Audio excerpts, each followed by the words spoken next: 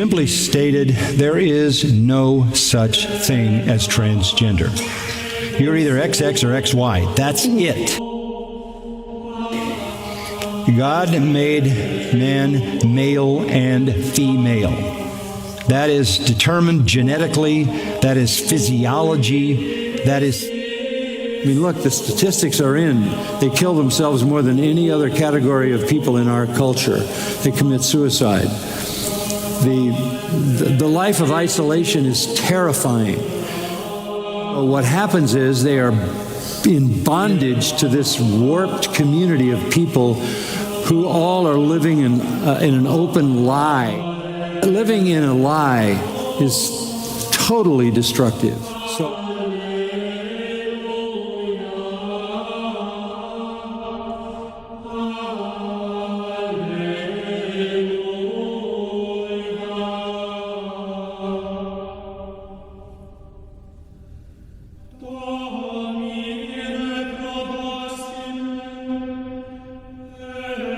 This has been a long time coming. I spent 30 years of my life trying to be somebody I was not. I spent 30 years building up my own armor, praying to God, chained to an identity I was given before I could speak. But now that I can speak, I've got some reflections and I've got a few things I'd like to say.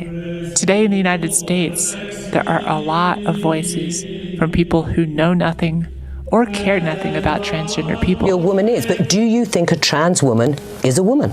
No, because I think that women are capable, generally speaking, of having babies, and they have female genitalia.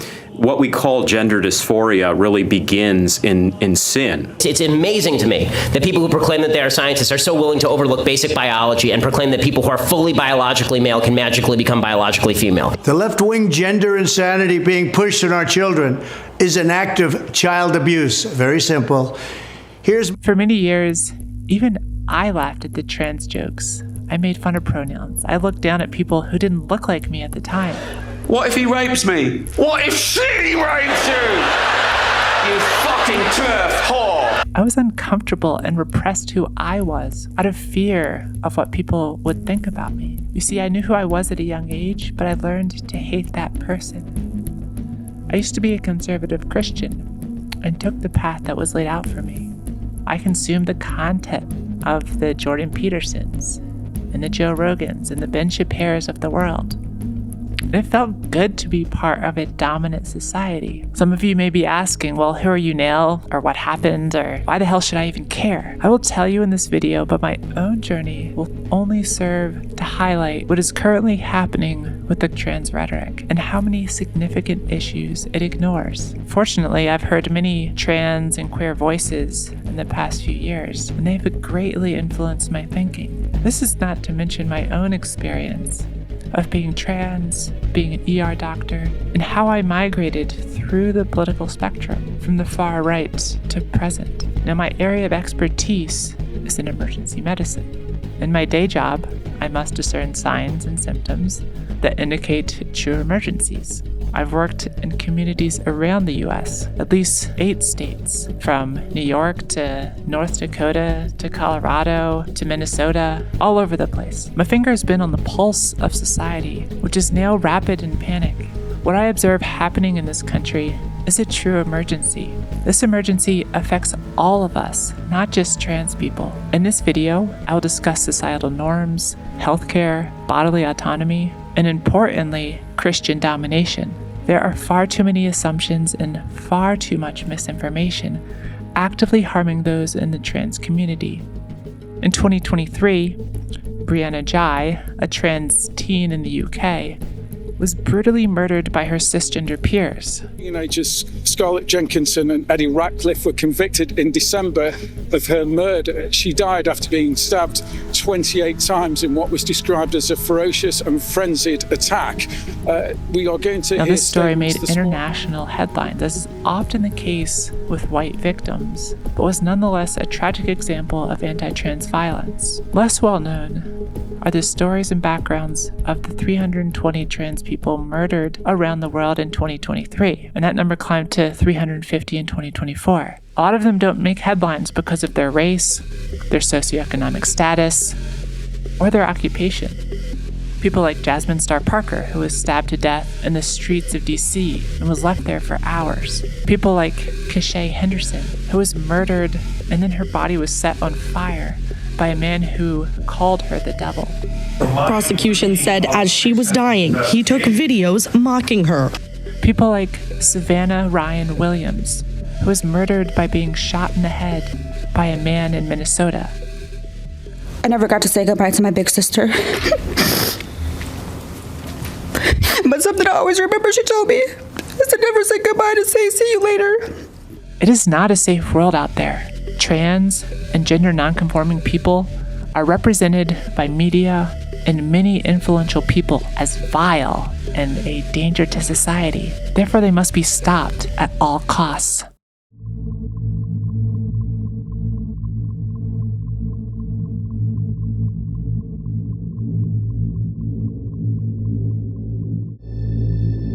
So I was in the closet for a long time. Christianity was almost encoded in my DNA after 20 years. Do you know how many times I've read the Bible cover to cover? Anyway, for me, being a white guy was pretty great, even if I couldn't imagine what happiness felt like. And something didn't feel quite right with me. When I came out publicly as trans, for the first time, I started to think about my own safety in the world. I still had the privilege of being white, living on my own with a stable job, even if my family did not like what I had told them. Prior to this, I did not have to think about my safety in the world and whether I belonged in it. I was the default. I was who this society was built for. And so far, I've highlighted some of the most gruesome outcomes of transphobia. But the dehumanization of trans people has many horrific effects. Coming out publicly as trans will often result in severe consequences, such as loss of housing, being fired from your job, harassment in public, and the far too frequent looming threat of physical violence. In recent years, there have been far too many people asking about how and if trans people should exist in public, and far too few asking about the harms that these suspicious questions will lead to. Our society has become hyper-focused on this tiny group of people. The president-elect's campaign spent over $200 million. Kamala is for they, them. President Trump is for you. On anti-trans ads this past election cycle. The CEO of Twitter gets fired up regularly over trans people to his audience of millions. The voices of trans people, however, are few and far between, rarely in the spotlight. There are many that have been silenced or were never given a voice at all. Trans people are often forced to the fringe of society, to live on the streets, while cisgender politicians, celebrities, and billionaires use their megaphones as they perpetuate inflammatory discourse. The primary issue that I want to address is what I will call cis superiority. Now, this is a cousin of white supremacy. The notion that the white race is superior to all other races. Both of these movements are alive and well in the United States, and their ghosts echo throughout our history. In the past, white supremacy was more overt through slavery and Jim Crow, but presently live on through mass incarceration, policing, bans on critical race theory, and many other present-day racist policies. We can also see this in the immigration fear-mongering and policies attempting to shut down the southern border and to arrest and deport immigrants. Similarly, in 2023, there were over 500 anti-LGBTQ+ laws introduced in the United States legislatures around the country. Over 200 of these specifically were targeting trans people. This past year, in 2024, we've already surpassed 500 anti-LGBTQ+ bills. By using the term cis superiority, as a white person, it is not my intention to minimize the harms or the reality of white supremacy in this country. I do not intend to provide any sort of comparison between the struggles of transgender people and Black people or people of any other minoritized identity. I believe it is important to highlight that there are many minoritized groups in the United States, and many of them continue to be harmed by discrimination. I speak in solidarity with these communities that have suffered and been wronged by the government and many people of this country. I will not go any further into depth here regarding white supremacy in the US, as there are numerous others who can do a much better job at educating and explaining than I ever could. I encourage you to check out the likes of Audre Lorde, James Baldwin, Ibram X. Kendi, among many other brilliant minds. And so, trans and queer identities are a part of me, just as much as my whiteness and economic class, and the fact that I'm able-bodied are also parts of me. I feel that it is essential to acknowledge this up front. How else will you know the lens that I am talking to you through? By contrast, those who speak the loudest against trans other LGBTQ+ identities often downplay their cis and heterosexual identities, their backgrounds, and other factors as influencing their speech. Unfortunately, I did the same prior to claiming my queer and trans identities. I spent decades living in the Christian world as a cis, white Christian man. I mean, I was raised by a Presbyterian pastor. I learned all the traditional family values, far from anything that could be considered woke, and yet here I am. There is the idea from cis people, which are the dominant social group, At the very top, that trans people must be wrong, inferior, or even pathologized. Trans, two-spirit, and gender nonconforming people have existed throughout history, not just in the US, but around the world. And their social status has varied from leaders to medicine workers to spiritual guides. My starting point here will be in 1920s Germany, when trans patients started being treated as medical patients for the first time in modern Western society.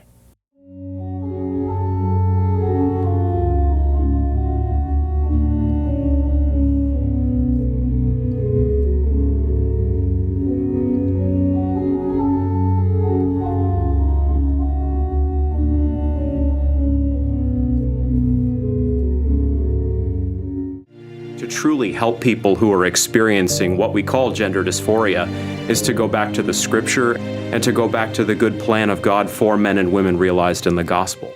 I know you're feeling this. It's not true. God's truth isn't just true, it's good for us. So this is Magnus Hirschfeld. He was a physician in Berlin in the 1920s and 30s. He's often credited for coining the term transsexual. He was one of the earliest Western examples of a physician pathologizing trans people so they could be researched and treated. His actions were not bad overall, as he took a very Western approach to legitimacy, utilizing a scientific research. As a physician, he worked within the sciences as an effort to gain social acceptance for sexual minorities. During his time period, he was fighting an uphill battle to establish sexual science as a discipline.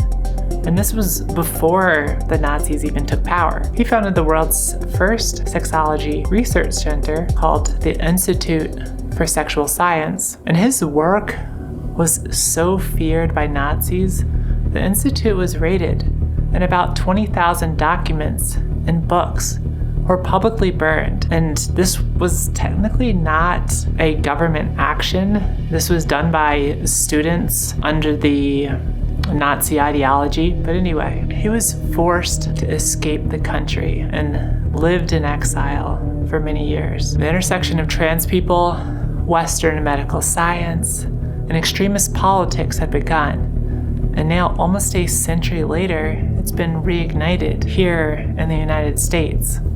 By the mid-20th century, governments across Europe and the US had outlawed cross-dressing, and they were enforcing a strict gender binary. History is full of accounts of individuals not conforming to their assigned gender roles.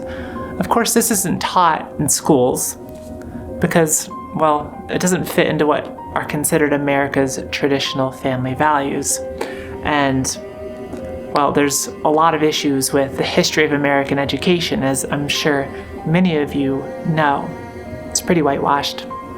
There's a lot of stuff that America's done that really doesn't make the history books. Anyway, since Western customs and laws enforcing a strict gender binary preceded the work of Hirschfeld, I would argue that trans people had no choice but to seek out medical science to help them fit more comfortably in a repressive society. And when I say repressive, I mean a society that forces you to live a certain way based on your genitalia noticed when you were born by a doctor. That's what I mean. With the work of doctors in the 1930s and 40s in Berlin, it became possible for trans people to undergo surgery and take hormones for the first time in history. And this helped them move from one gendered bodily presentation to another. Well, please take note here, because I did not say sex change. It's important because sex change is a historical term. It has been used to help diagnose these trans people that were pathologized. But it's antiquated these days and is still used by conservatives because it helps cause confusion. Sex is fixed, that is biology, but gender, however, gender can change. Gender is a reflection of society. Some individuals did find ways to live outside of the binary. Sometimes they did this incognito, sometimes they did this behind closed doors. A lot of times they had to do this for safety reasons, or they would get thrown in jail. I really like this quote by Leslie Feinberg in their book, Transgender Warriors, which highlights the history of trans people.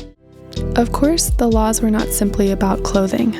We were masculine women and feminine men. Our gender expression made us targets. These laws were used to harass us. Frequently, we were not even formally charged after our arrests. All too often, the sentences were executed in the back of a police cruiser or on the cold cement floor of a precinct cell. The concept of supremacy goes hand in hand with this book right here, the Bible. In dominant forms of Christianity, the Bible is seen as ultimate truth, stemming from God himself. Some of you may know this, but Christians use the term special revelation. Natural minds can see the world and conclude that there is a God. By human reason, it can only be known that he exists, not who he is. To the natural reason, he is the unknown and unknowable God. He can only be truly known by supernatural theology, the revelation of Scripture. You can think of the term special revelation like a secret letter. Only a few are chosen and get to read it. Everyone else is just supposed to know by looking at the world and comes to the conclusion that God did all of this. They believe there is a being that is so powerful to create humans and dictate how they should live their lives. Not only is the Bible seen as ultimate truth, but it is the ultimate truth, meaning that all other religions, philosophies, and even spiritualities are false. More often than that, they're viewed as the work of the devil himself.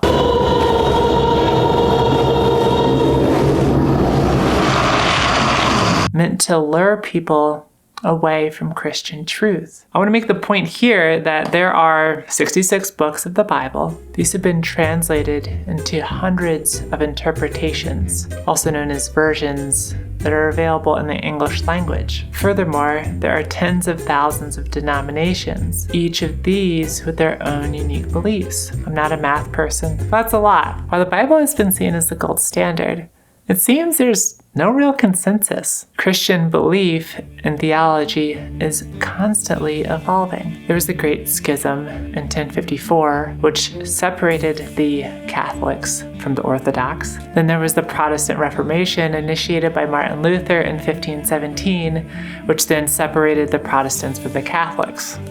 There's a lot of divisions and it's complicated. Some of you history buffs may already know this, but at one point in history, the Bible was only available to clergy, i.e., pastors, allowing the church monopoly on its interpretation. Now that the Bible's more widely available, people can interpret for themselves what God is saying. Either way, no one's really considering the lens in which they are reading the Bible, what biases they bring to the table. Apparently, God just helps do that for them. In spite of variation and differences in ideological beliefs, Christians established the Bible as supreme law. In doing so, they have used it as a tool for moral justification. More importantly, they have used it as a tool for power. My second favorite book of all time. What's my first favorite book? The Bible! So what this allows them to do is justify their supremacy in culture and in government. Throughout history, we have seen the Bible used to justify wars, discrimination, misogyny, and even slavery. And I'm only mentioning a few terrible acts. They, i.e. Christians, refer to themselves as God's elect, and they are intended to guide humanity. It was and is their duty to save the non-believers from the depths of hell.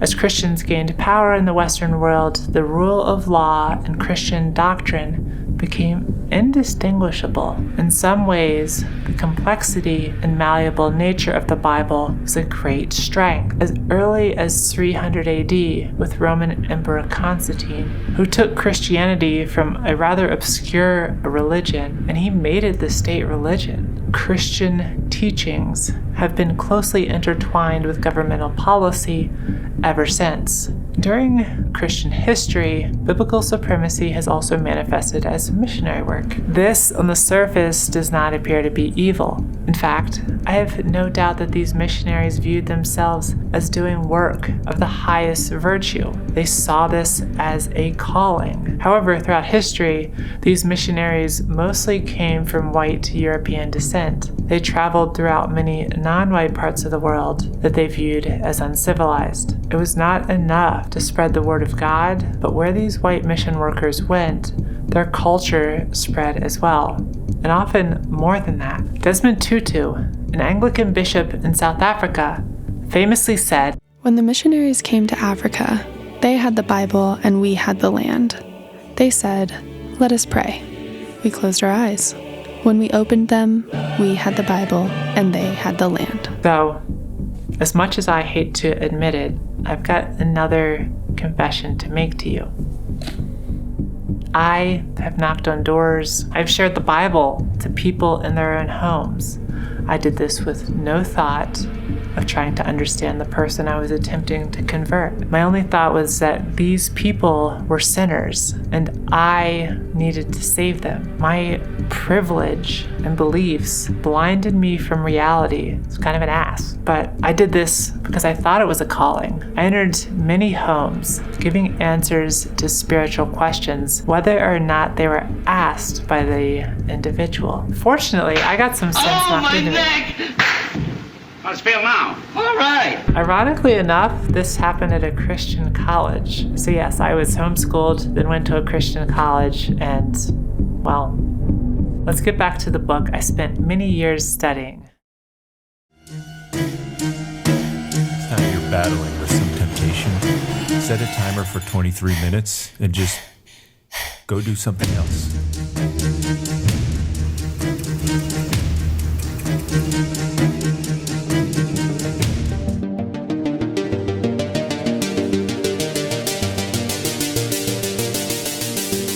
I want to say, first of all, I did not see anything wrong with sharing your beliefs. Unless your words are harming others, like saying a certain group is inferior on a human level. That being said, if you are living within the dominant culture as 1 white, 2 Christian, and 3 embracing patriarchal systems, it becomes much harder to take the plank out of your own eye and much easier to take a splinter out of your neighbor's eye. Dominant culture has its ideas constantly reinforced in day-to-day life and also holds the most political power in the United States.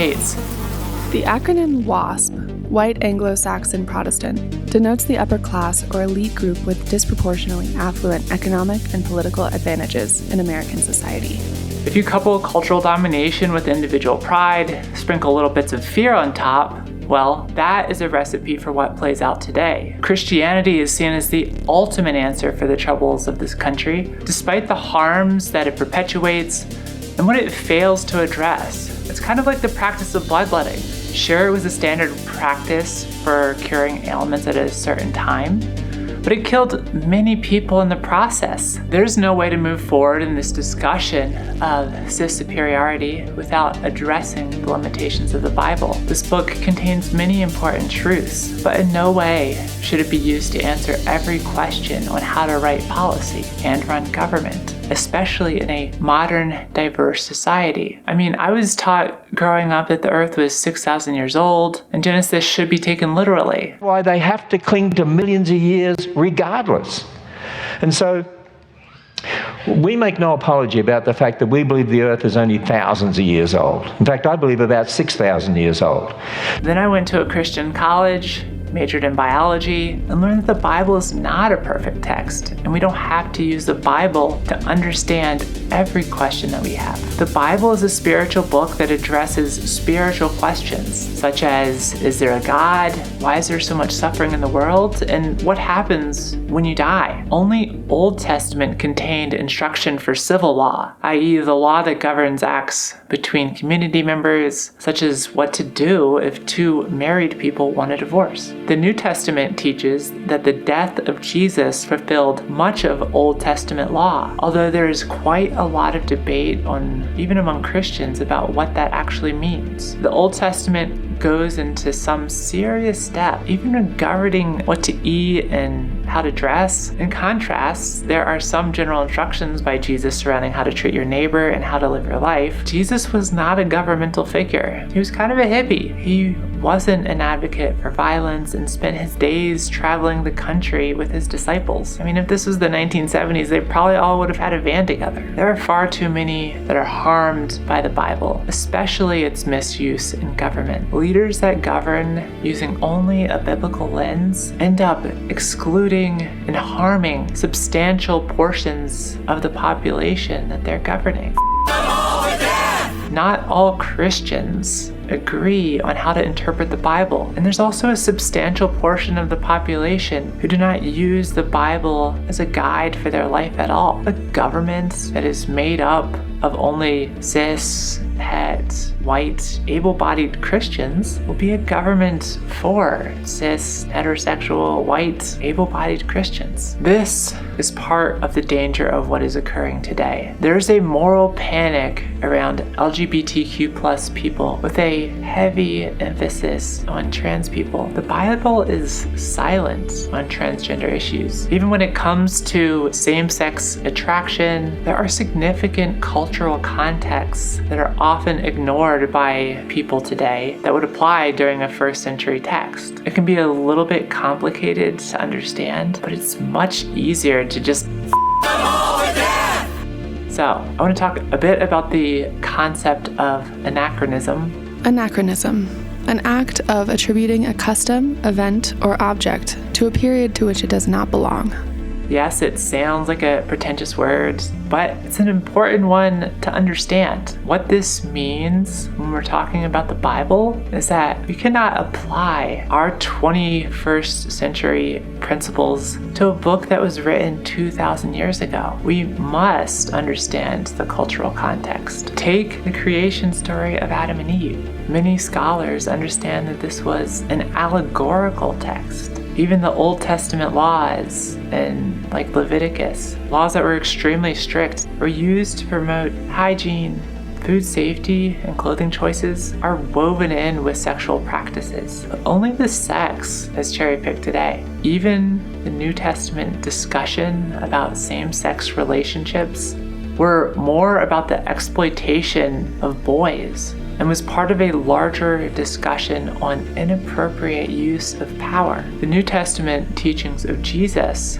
certainly do not advocate for an oppressive society. He didn't want to oppress the marginalized. He sought them out. Let him among you who is without sin cast the first stone. Nevertheless, there are significant bigotry and oppression that is justified today with biblical texts. Your identity is grounded in God. Your identity is not grounded grounded in what you feel. Even in the face of scientific and historical evidence that queer and trans people are normal and have existed throughout all of history. So if pastors and politicians can educate me on biology and chromosomes and all that stuff, maybe they should listen to this bitch talk about the Bible. If you can put a dress on a pig, doesn't make it a young lady.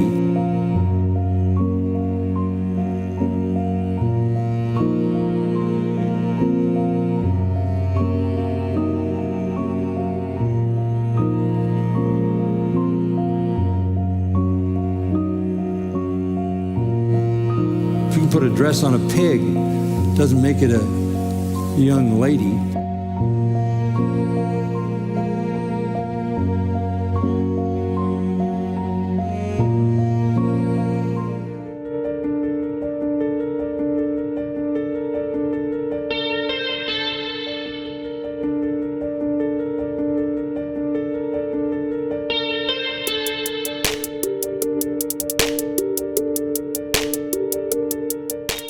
Hi, welcome to my library of mostly books that I've read. Remember this concept of biblical supremacy. We're going to come back to it. For now, I want to talk a bit about how pervasive cis superiority thinking is in the world. When you and I were born, we were sexed by a doctor and gendered by our families.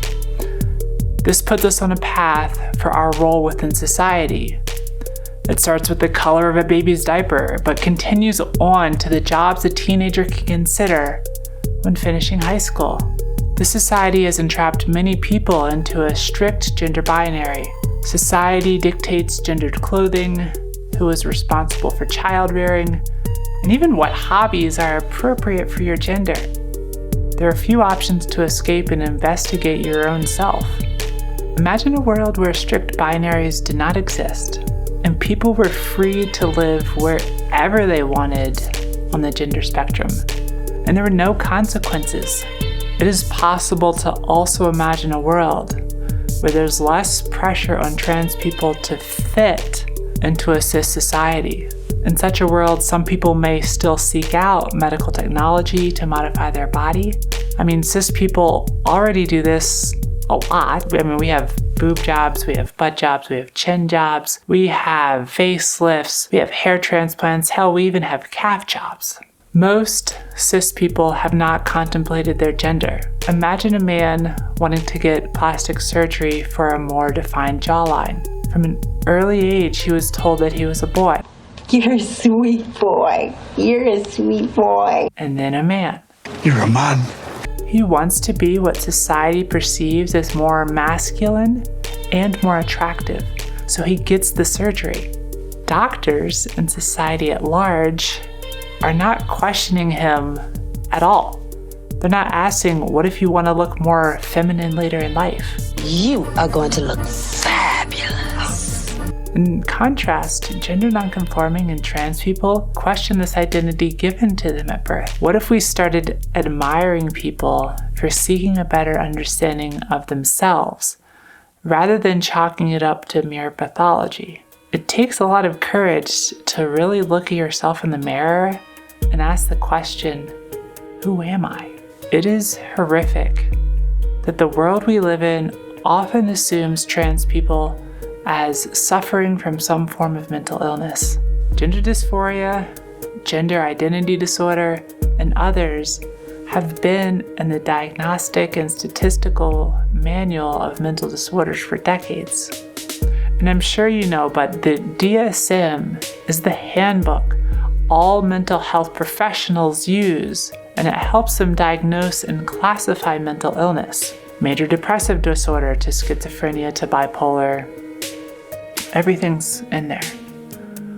These manuals have been authored by cisgender doctors, and so their understanding of trans people is limited to second-hand accounts. In their minds, it has made sense to classify trans people as suffering. For years, cis physicians and psychologists have said that the cause of trans suffering is an incongruence of their body with their mind. In a medical model, this leads to creating a framework of pathology. And where there is pathology, there must be diagnostic criteria and treatment. Bobo, either this kid has a light bulb up his butt or his colon has a great idea.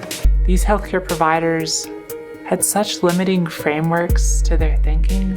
They tried to put these people into a strict gender binary. Of course, they were influenced by societal and political pressures, but these doctors said that this is how the world works and how Western government operates.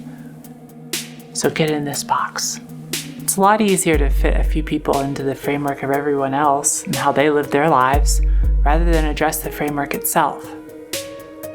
In Travis Albanza's book, None of the Above, they put it so beautifully. I believe my transness is a reactionary fact, not an innate one. I'm trans because the world made me so, not because I was born different. I'm trans because the systems the world operates through force me to be so, not because of genetics. I'm trans because of you, not because of me. I did not always know because I once imagined a world where I would not have to know. So I'm a trans doctor, right? In order for me to receive hormones or undergo surgery, guess what? I must also see a doctor. As far as I know, all of the doctors I have seen have been cisgender. And in our medical model, I have to convince them that I am trans and it is appropriate for me to receive gender-affirming treatment. And just to be clear, you don't need to be a doctor to figure out that you're trans. How do you know? You just kind of know. In my case, I ran from it for so long, I had enough time to go through 4 years of undergrad, 4 years of med school, and 3 years of residency training. Doctor? Doctor? Doctor? Doctor? Doctor? Doctor? But when I was 13, I knew I definitely wasn't a doctor. I was beautiful. Society and how it is reflected in medicine is really what leads trans people to being pathologized. Christian influence and domination in society has reinforced strict gender norms. God gives us a natural family with men and women. Marriage is the union for life of one man and one woman. What made you gay? When did you choose to be gay? I remember sitting up one day and going, I think I'll have a terrible life. I'm gay. The suffering of trans people arises when their self-understanding is at odds with a Christian dominant culture. Within cis-dominant culture, it is seen as normal for a man to act and dress one way and a woman another. However, if you want to wear a suit or a dress or makeup, if you want to learn to sew or chop wood or drive a race car or use a tractor, whatever the gendered people are doing these days. You want me to work that for you? Well, this is a little bigger than my John Deere. Of course you should be able to do these things, but really it's society that says what is appropriate and inappropriate behavior for your gender. American society teaches children at a young age. The toys that we give them and the clothing that we put on them are chosen for them by the adults in their lives before they can even speak. What's ironic is when they've learned to speak, even speech patterns between boys and girls start to become apparent and gendered as early as the age of 3, despite there being no difference in their vocal tract anatomy. In a world where cis people are the dominant culture, perform most of the research, make up the majority of doctors, and hold almost all positions of power, the trans people are subjugated to their wishes. A cis person is unlikely to think that they are wrong when it comes to gender. When they look at the world around them, they see everyone following the same rules. For many, it doesn't even occur why these rules exist or that there are even rules at all.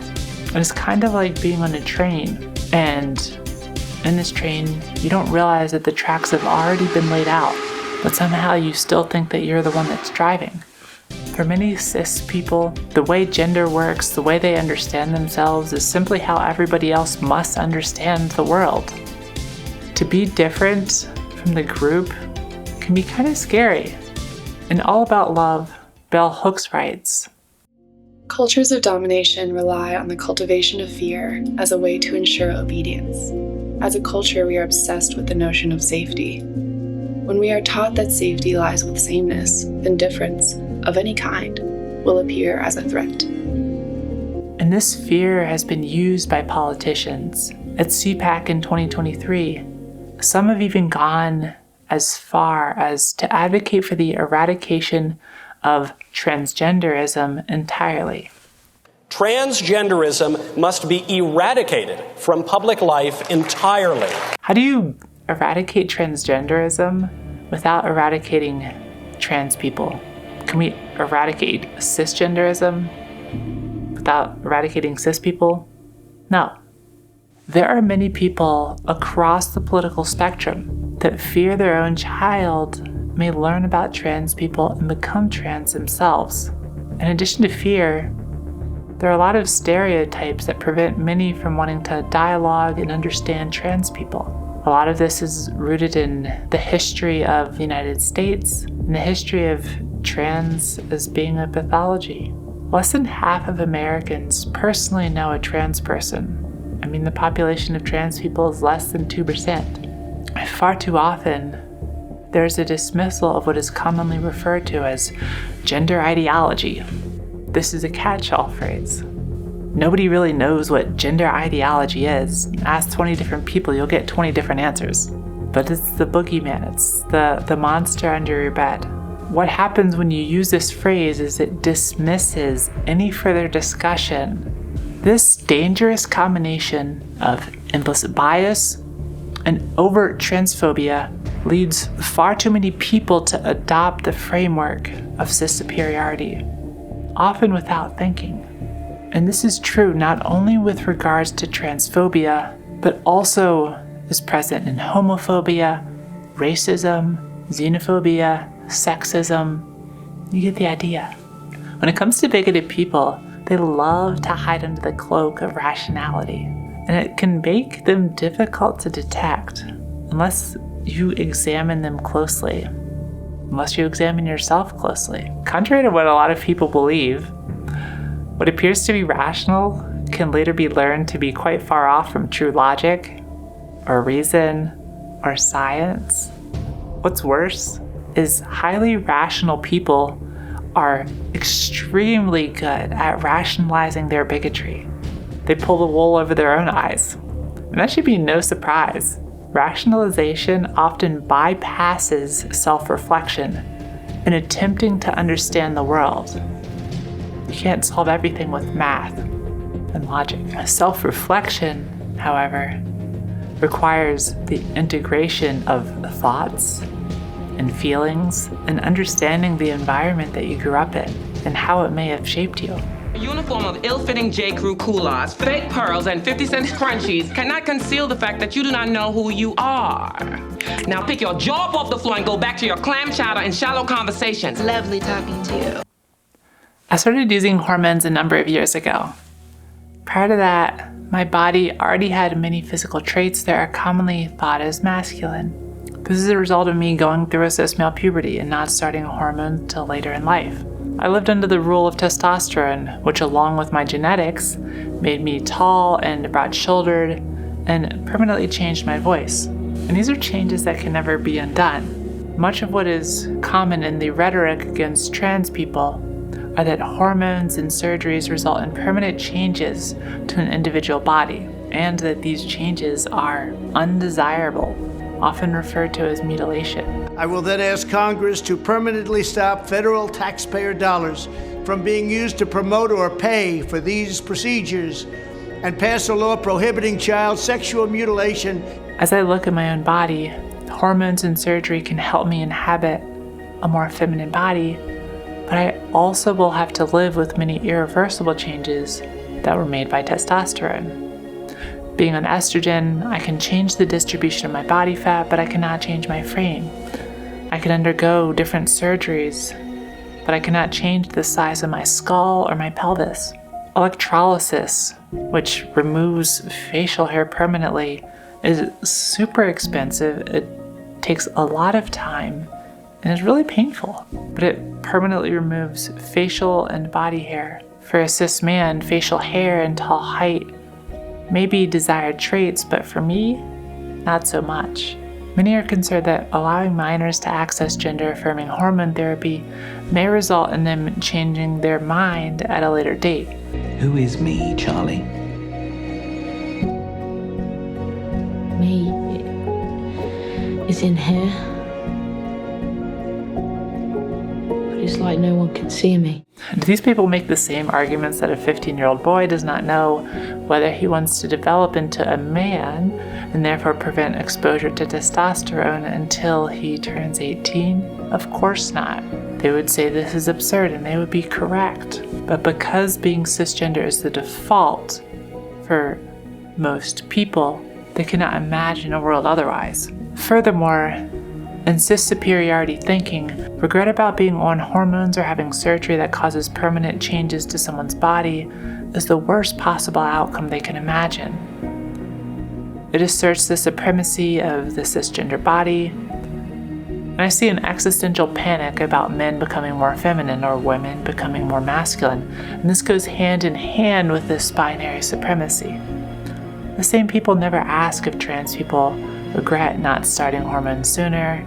A cis person cannot imagine having gender-affirming surgery. I mean, how many even know what that is anyway? That should not affect the ability of trans people to undergo such procedures. Yet somehow, it is cis people legislating them. And I hate that I have to add this, but the overwhelming majority of gender-affirming procedures are not being performed on the pediatric population.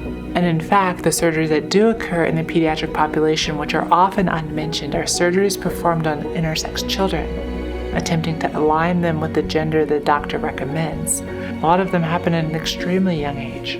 Additionally, there's no societal uproar surrounding thousands of teenage who undergo breast reduction or breast augmentation each year. Of course, because this doesn't fit into the narrative that trans people are mutilating their bodies.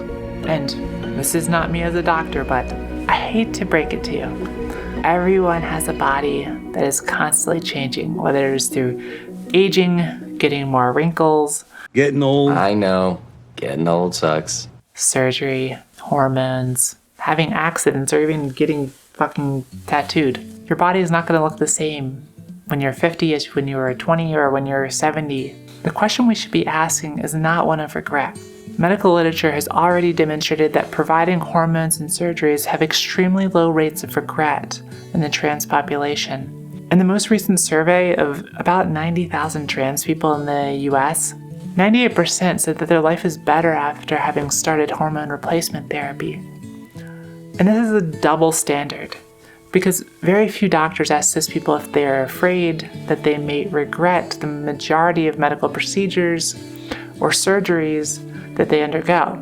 The questions that we should really be asking are, what is the best decision for an individual at a particular time? How can we keep these individuals safe from a world that wishes to harm them? And how can we best support them as family members, friends, and a society? The majority of Americans are not trans and do not even know a trans person. Bigoted, unscientific legislation passed does not affect the majority of the cis population, who love to hold on to their gender norms. And the cis population is told by many media outlets and talking heads that these people are predators coming for their children, or that they're coming for women in restrooms, that they're coming for women's sports, or that we are going to take over the world with our Marxist ideology. There's a heavy emphasis on calling trans women men in masquerade, stoking underlying fears that society has about men being dangerous. None of these address the actual men that are an actual danger, but all of this outrage and all of this debate around trans people existing and having medical care and being in the public eye, none of this addresses other important issues, and in fact is usually a distraction to to addressing difficult problems such as gender inequality, poor education, mass shootings, mental health, or even just access to healthcare for everybody. But that's what we'll talk about next.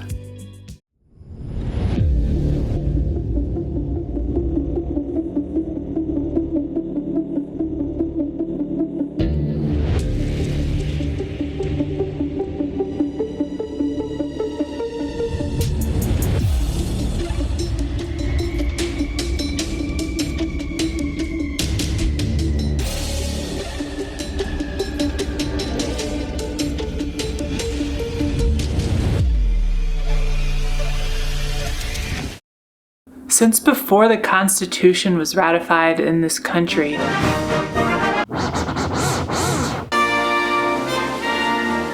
politicians have looked out for special interests. Look at the landscape of the US, from unions and workers' rights to climate change to healthcare to social services. The government has done very little to help ensure the average American has what they need to survive. We have this mentality of pick yourself up by the bootstraps, this rugged individualistic society. It's a myth. Look at what large corporations want. Look at the handouts that they want while they tell you to work harder. This is not to discount hard work, but the American government doesn't look out for the little guy. If you read Noam Chomsky's work, he refers to many parts of the US being like a developing country. And I agree with him. We are by far the richest country in the world. We're the richest country in human history. But looking around at how many people are forced to live in the United States, you would never know that. Instead of providing, the government has been extremely active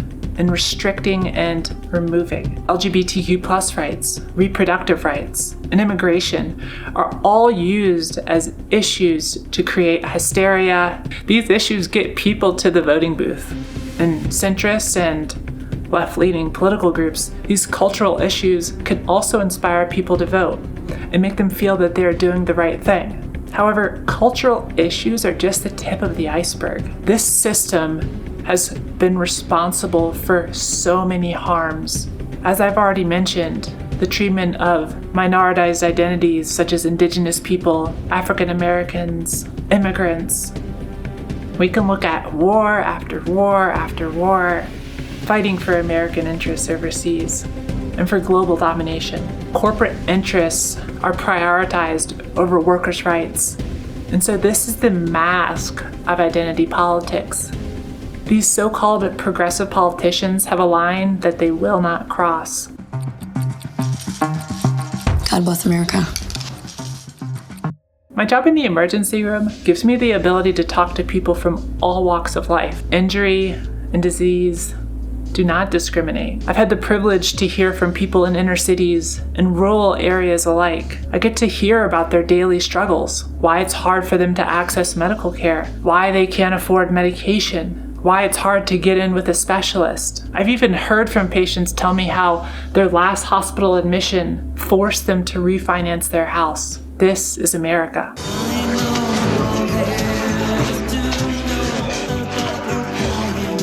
For many that struggle with poverty, the emergency room is their only contact with the healthcare system. And if they're dependent on Medicare or Medicaid, that access is constantly under threat.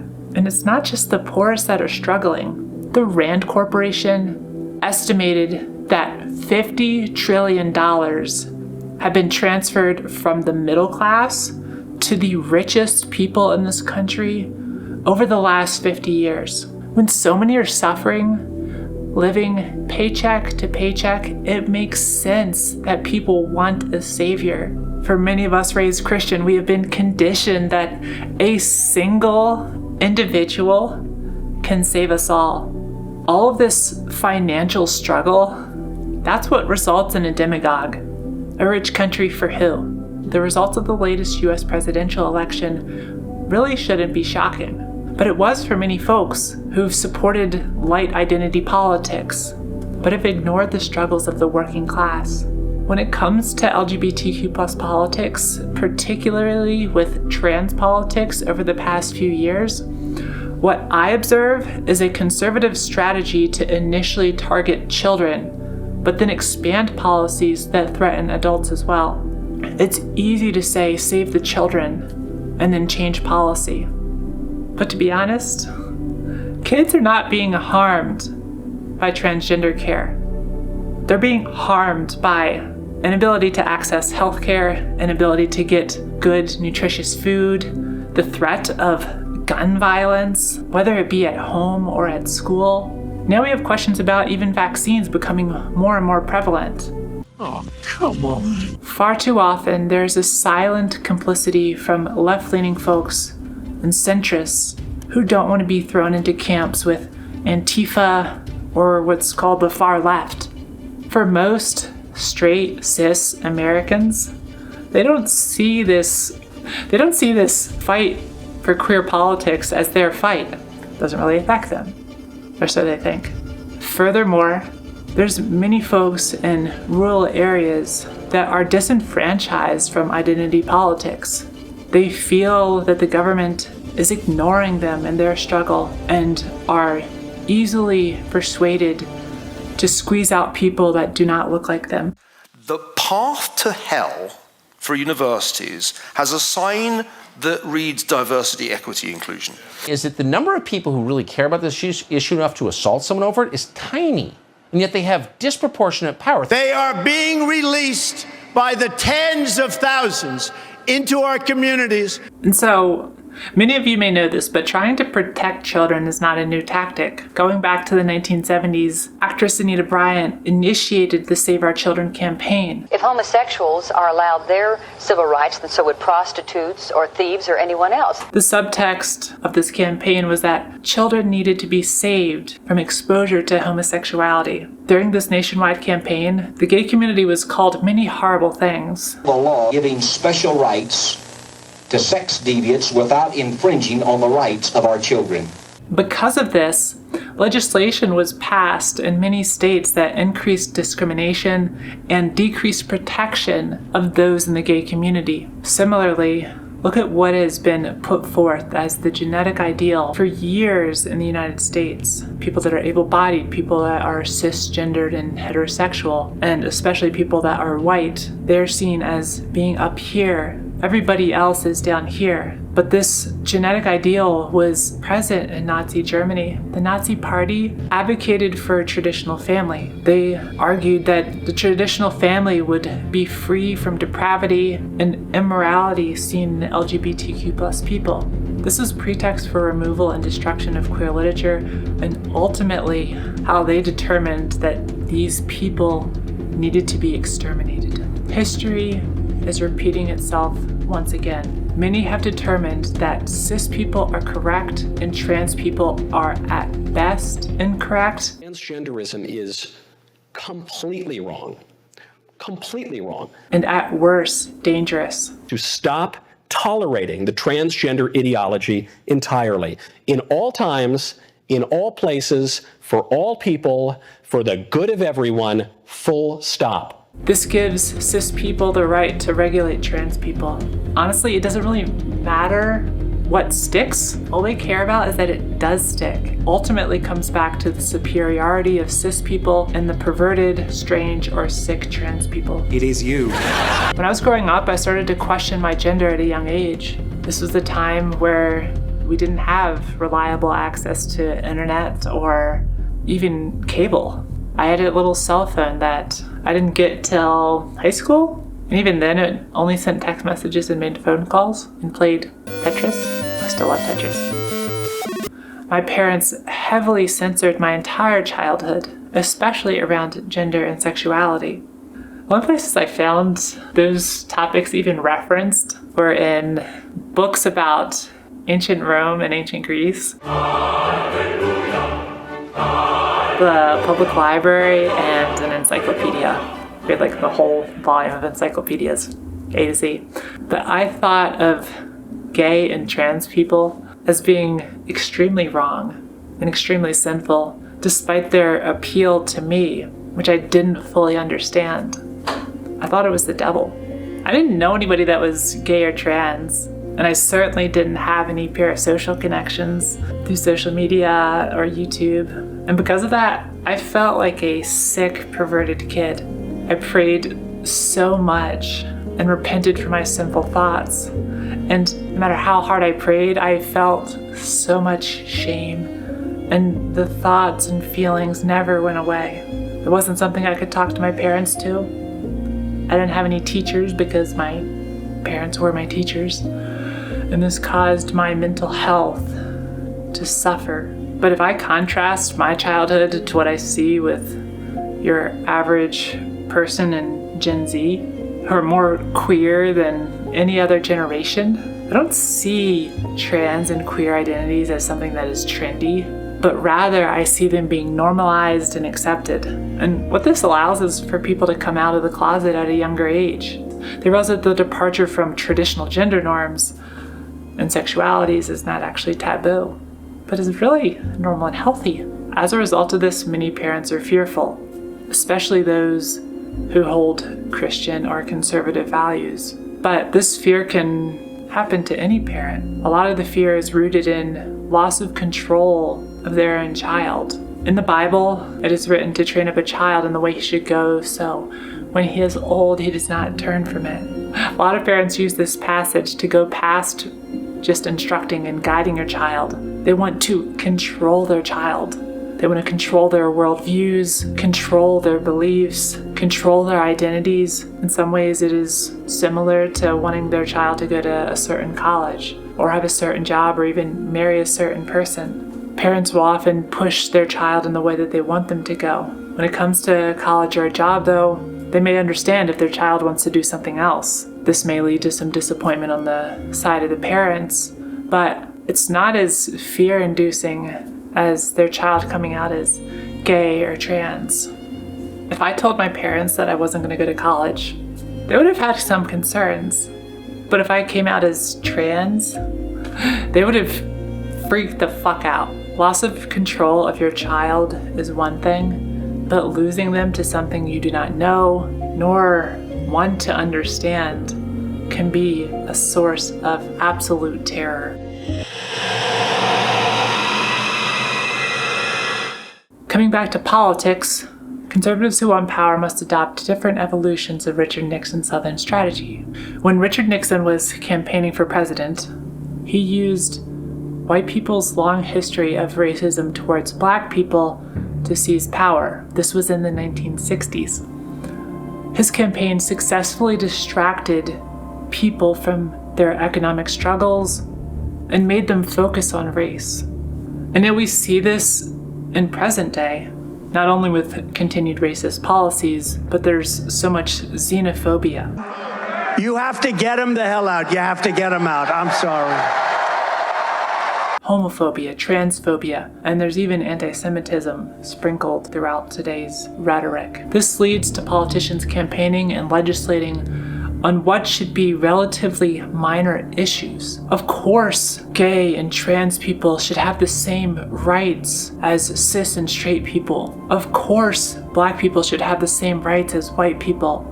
Of course, they should be treated the same. But we need to not only look at how people are treated today, we need to look at how history has treated these groups of people so we can understand ways that we can correct that today. Politicians are not working on ways to provide cheaper and more accessible healthcare.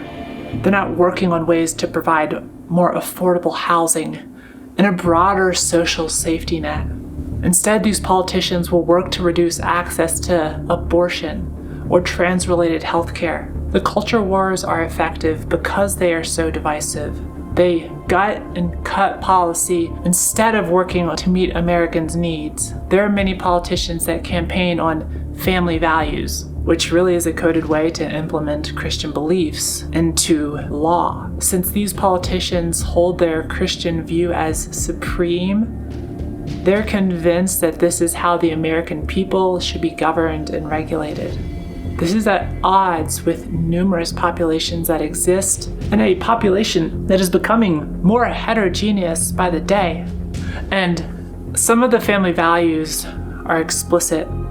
There's a lot of talk about one man, one woman equals a traditional family. Christians and many others call this the supreme form of marriage. All other forms of marriage or partnerships not being sanctified by God. There are even people that are calling for these forms of partnerships and marriage to be illegal. Another of these values is regarding reproductive care, with the belief that life begins at conception. At the Women's Center in Huntsville, Alabama, today is a dark day. And that any person who undergoes abortion is guilty of murder. Many Christians are elated by this. There are many that are single-issue voters that do not care. They don't care what a politician says or does. They just want abortion access to be eliminated. There are a lot of men and a lot of politicians that feel entitled to dictating how a woman or any pregnant person can take care of her own body. This is similar to how cis people attempt to regulate trans bodies. I say these values are explicit as the Christian church has held strong positions here. Truth of God's word is that God has made us either a man or a woman, and so we will flourish when we not only recognize we are a man or a woman biologically, but live as such. And they've spent tremendous time and money and resources attempting to influence legislation. And they don't care about other people's religious views or understanding of ethics. Conservative political groups are even using money to influence politics in other countries, such as Uganda, where the death penalty was recently reinstated for some homosexual acts. A combination of fear-mongering and heavy lobbying by the religious right have been successful over the years. It is a tactic that they are using today with both gender and sexuality. Proponents of traditional family values feel children belong to their parents, and their child should have no autonomy without parental approval. It is a tactic that they are using today with both gender and sexuality. They are little more than property of their parents. And I've heard conservative politicians argue that they do not believe this, but it doesn't matter what the label they use. What matters are the rights of parents versus the rights of children. Approval is such an important word here because it requires children to fit into certain molds that their parents desire for them. To be gay, trans, or even non-Christian is seen as a moral failing of the parents and destines their child to eternal damnation, not to mention stigmatization in the church. Despite the fact that someone being gay or trans doesn't harm anybody, they still want to legislate these people out of public life.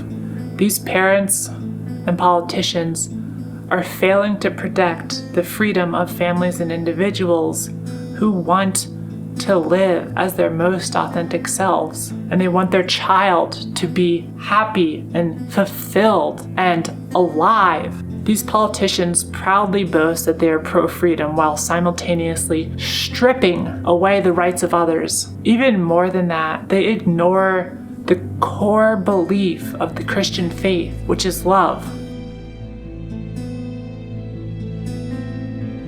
I'm going to quote bell hooks here again because what they say in All About Love really strikes us home. The basic interdependency of life is ignored so that separateness and individual gain can be deified. Religious fundamentalism is often represented as authentic spiritual practice and given a level of mass media exposure that countercultural religious thought and practice never receive.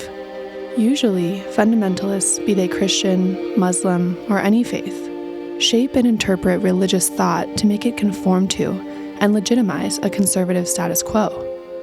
Fundamentalist thinkers use religion to justify supporting imperialism, militarism, sexism, racism, and homophobia. They deny the unifying message of love that is at the heart of every major religious tradition.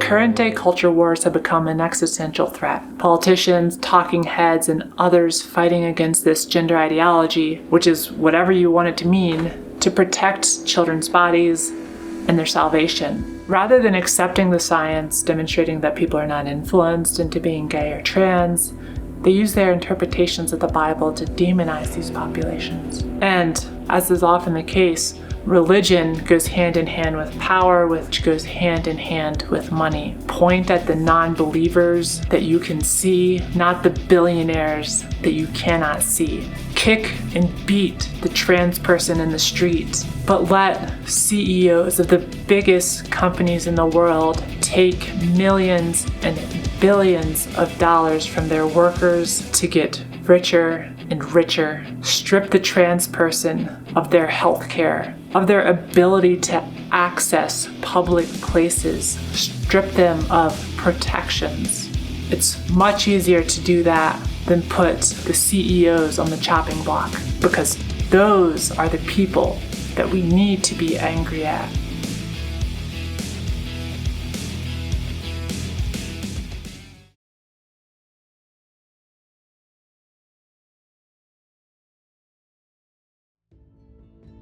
Well, it's all happening. I started this work quite a bit before the election. A lot of the writing was on the walls, and now these walls are caving in. As I've mentioned, it is so easy to target trans people. The Trump administration, everybody knows they're the school bully, and right now they're picking on the most vulnerable to try and show their power. I don't know about you, but I brace myself for the worst anytime I hop on the internet, and I consider myself one of the lucky ones. Every day, laws and rhetoric are slowly trying to remove trans people from public life. In some states, it's worse than others. Iowa is now the first state to remove civil rights protections for transgender people. But with these executive orders, we're starting to see every state affected.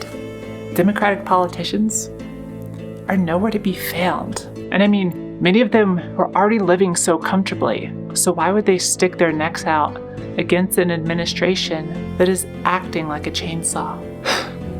Spineless would be generous, but you can barely see them trembling behind their signs. Democrats are the reason Trump won in the first place. America doesn't need anyone to preserve the status quo. The status quo has already failed so many people. America needs someone who will shake things up.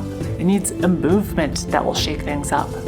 Trump is certainly doing that, but believing in trickle-down economics will not save you, especially if you're poor. Believing that deporting immigrants is not going to make your life better. By cutting off healthcare to trans people, by excluding many people from the workplace, by firing half the government staff, it's crazy. Anyway, as the Trump administration beats down trans people and others, many are delighted, but quietly, he's ensuring every rich asshole lives an even richer life.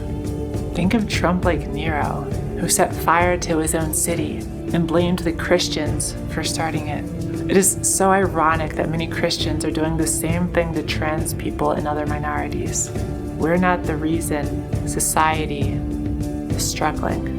At the same time, many Christians are acting like Judas. They tell themselves that their kiss proves that they love trans people, while their other hand reaches out for the silver. So I'm sure many of you know about the idiom, the canary in the coal mine, the phrase that alludes to the danger to come.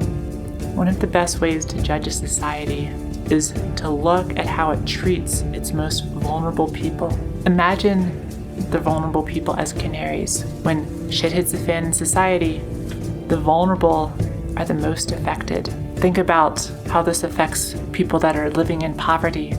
Think about those who live with chronic diseases, people that are disabled, people that are excluded for any number of reasons from our society.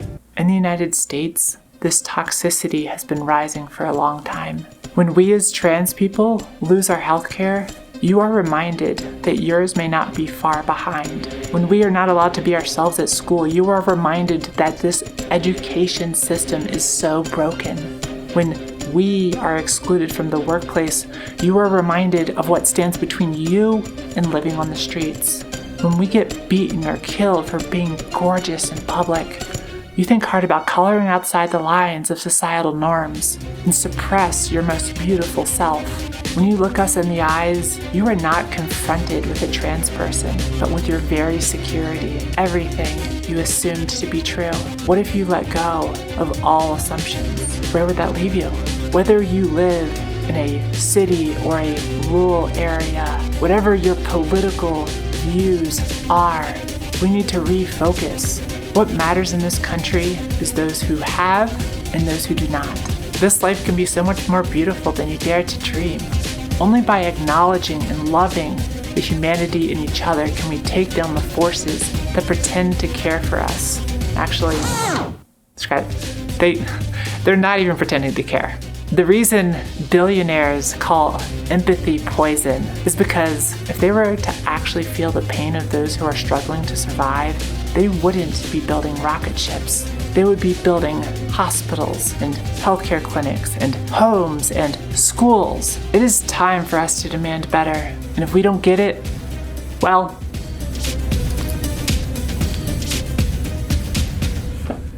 maybe it's time to riot.